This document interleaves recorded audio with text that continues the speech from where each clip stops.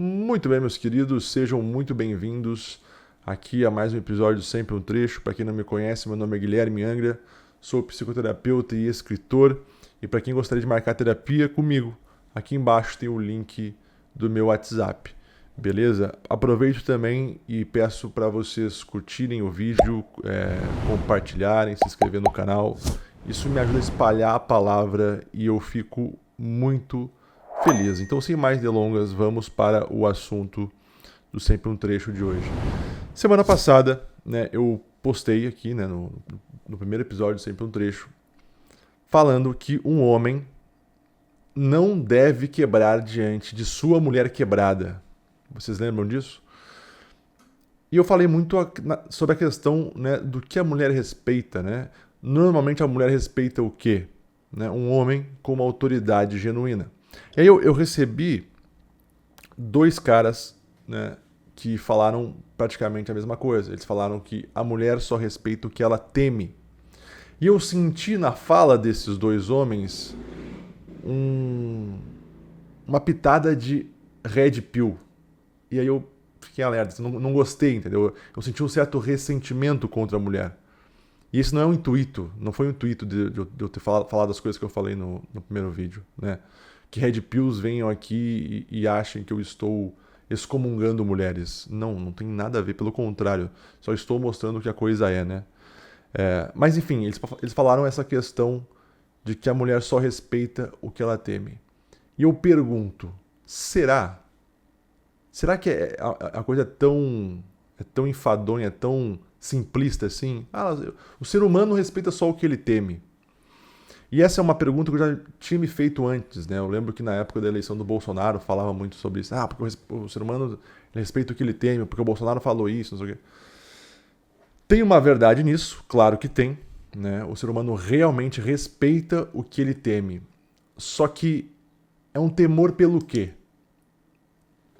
Se for o temor pelo temor, uma hora vai dar ruim. E aí o trecho que eu quero trazer hoje é o trecho da minha crônica que eu postei, sem ser nesse domingo agora, no outro domingo. Eu postei uma crônica no outro domingo. O último parágrafo dessa crônica eu escrevi o seguinte. Presta atenção.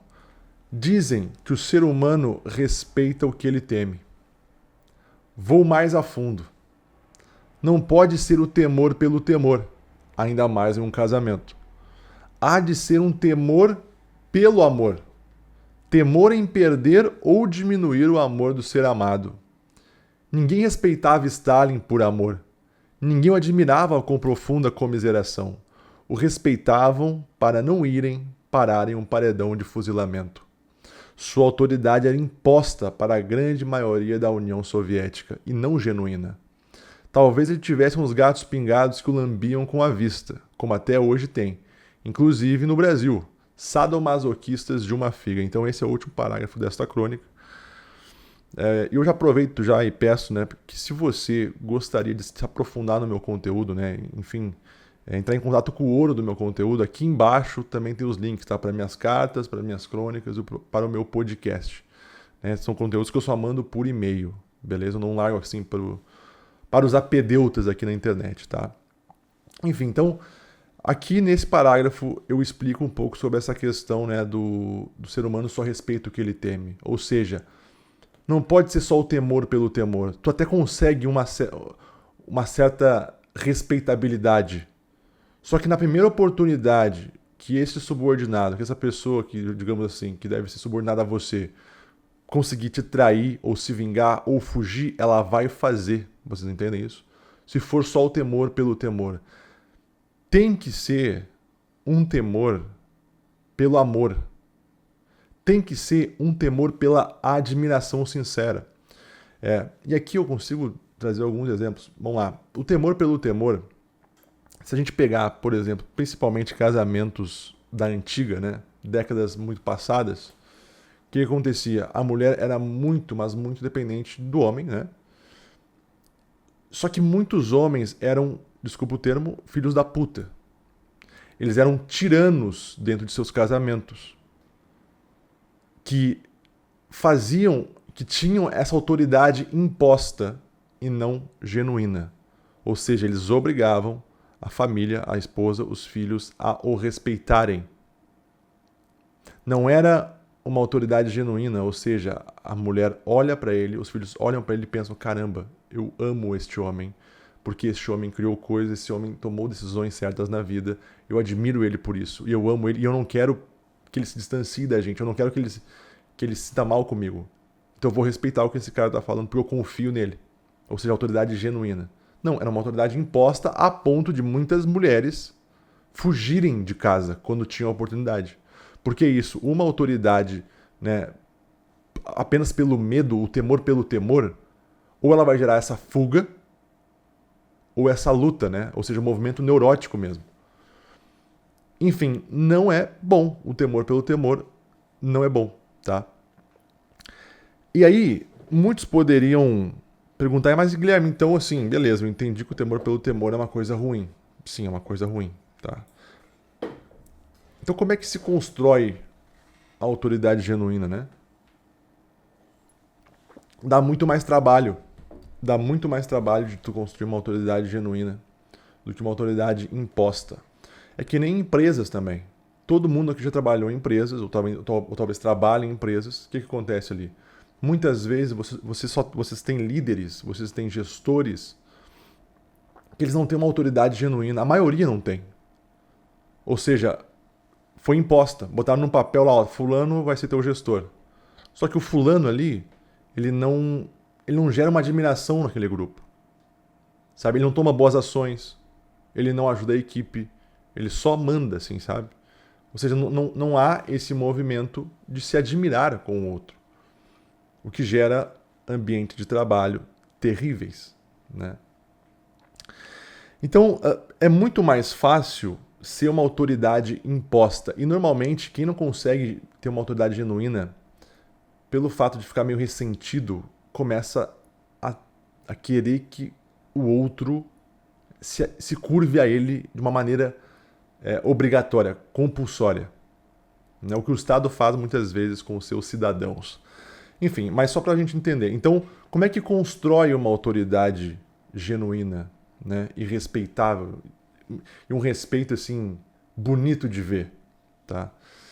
Bom, como eu falei no primeiro episódio, eu falei que a autoridade vem de autoria, a autoria vem de autor, e autor é quem cria, né? Quando a gente pensa num escritor, que é um autor, o que ele fez ali? Ele criou algo, ele colocou palavras ali num lugar, no papel ou no computador, que ele tirou da cabeça dele, que ele criou ali, que ele teve a ideia e colocou isso no mundo, né? E aí, claro, eu estou pegando um exemplo, né, para que vocês entendam, mas esse negócio de autoria, de criar coisas, isso vale para tudo, tá? Para tudo na vida de vocês. Que nem quando você, sei lá, você vai aprender algum instrumento, que nem eu toco violão, né? Quando tu começa a aprender a tocar violão, o que acontece ali? Você não sabe nada, você é ignorante diante do violão, diante do instrumento, diante da música, da teoria musical e tal. Aí, o que começa a acontecer? Você começa a treinar. E no treino, você é humilhado. Todo o processo de aprendizagem tem uma humilhação acontecendo ali. A humilhação justamente de eu não saber o que está acontecendo. E quando eu começo a tentar saber e aprender a coisa, eu erro, eu me perco. Isso, qualquer processo de aprendizado tende a acontecer esse fenômeno de humilhação. A pessoa que tende a ter uma autoridade imposta é a pessoa que não... Olha só como isso é interessante. É a pessoa que não atura essas humilhações nas criações da vida. Isso é muito interessante. Ela não atura isso. Por quê? Porque ela já queria ser mestre antes de ser um aprendiz. E desculpa, para você ser um bom aprendiz, você tem que ser Desculpa, para você ser um bom mestre, você tem que ter sido um bom aprendiz. Frase de Jung. O tolo é precursor do salvador. Né? Então você tem que ser muito tolo no caminho, né? Ou seja, você tem que ser muito humilhado, você tem que botar a cara a tapa para talvez um dia ser o salvador. Se não for da humanidade, espero que não, que seja pelo menos da tua própria circunstância. tá? Então há esse processo de humilhação. E tem uma coisa muito interessante também nisso daqui que eu vou falar agora, é que cada vez mais nós temos dificuldade de encontrar autoridades genuínas. Por quê? Porque as pessoas, elas não demoram mais nas coisas. Guilherme, como assim demorar mais nas coisas?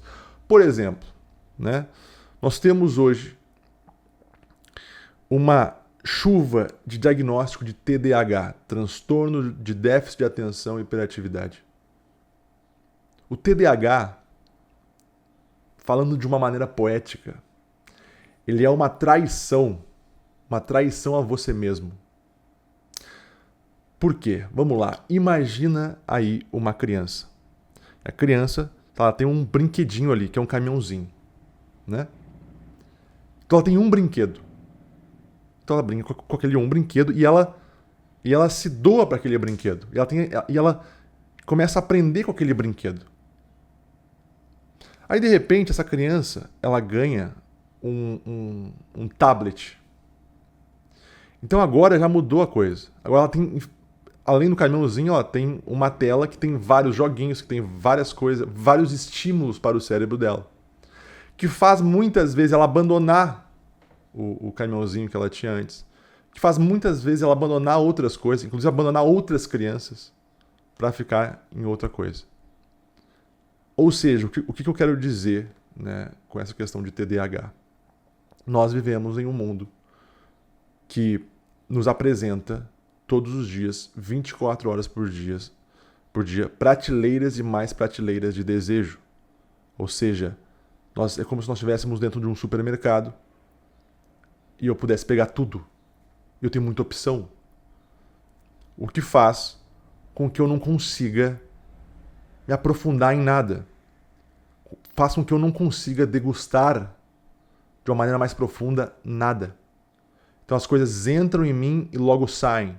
Então, por exemplo, tu vai assistir um filme. Só que daí você tem Netflix, você tem Disney, você tem HBO, você tem Star TV. Então já tem 4 streamers gigantescos aqui. Aí tu, não, Netflix. Netflix tu tem, sei lá, milhares de opções. E aí, sei lá, tu escolhe uma ali, porque, botou uma opção ali, e aí é um olho no filme e outro no celular. Você não para degustar a experiência com toda a sua atenção. Ou seja, a tua atenção, ela começa a ficar o quê? Dispersa. Você começa a se dispersar. Isso faz com que você se torne uma pessoa vazia. Uma pessoa vazia tem um imaginário pobre. Uma pessoa de imaginário pobre não consegue tomar boas decisões. Uma pessoa que não consegue tomar boas decisões não consegue ter autoridade genuína. Ponto. Chegamos onde eu queria, autoridade genuína. Por quê? Porque ela ficou se traindo. Ela ficou se traindo ao longo da vida. Justamente por conta de tantos estímulos que nós temos hoje. Então ela não consegue parar, por exemplo, eu vou ler aqui um livro durante 1 hora. Ela não consegue fazer isso.